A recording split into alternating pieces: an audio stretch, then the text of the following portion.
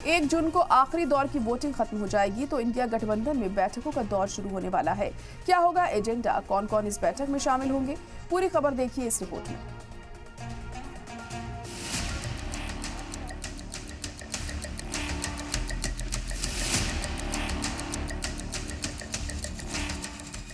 ये तो informal meeting है और 4 तारीख के बाद तो परमानेंट मेडिटेशन होगा। उनको डिसाइड करेंगे कि किस किस दिन किस किस के यहाँ मटन पार्टी होगी। आखिरी दौर में वोटिंग के बाद एक तरफ इंडिया इत्तेहाद का प्लान तैयार है तो दूसरी तरफ तंज और ज़बानी जंग का भी दौर जारी है। अंदाजे के मुताबिक इंडिया इत्तेहाद की बैठक में कई मसलों पर चर्चा हो सकती है। बैठक की प्लानिंग पर कांग्रेस में लगातार मंथन का दौर चल रहा है और आज कांग्रेस पार्टी ने प्रेस कॉन्फ्रेंस करके मीडिया से भी अपनी प्लानिंग और बैठक के एजेंडे पर चर्चा की। ये तो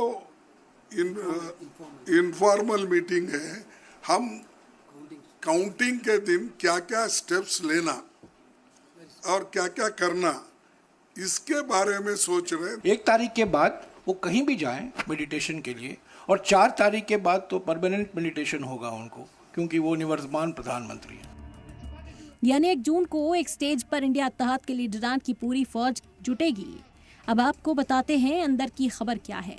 जी हाँ, इंडिया इत्तेहाद के सभी दल ईवीएम में गड़बड़ी होने के मुद्दे पर एक साथ हैं। इसीलिए इस बैठक में काउंटिंग के दिन किन किन बातों का ख्याल रखा जाए, इस पर मैराथन चर्चा होगी। खास तौर पर फॉर्म 17C की अहमियत पर भी इस बैठक में चर्चा होगी। 1 जून की बैठक के लिए कांग्रेस ने अपना एजेंडा बताया तो रूलिंग पार्टी तंज करने में पीछे नहीं है।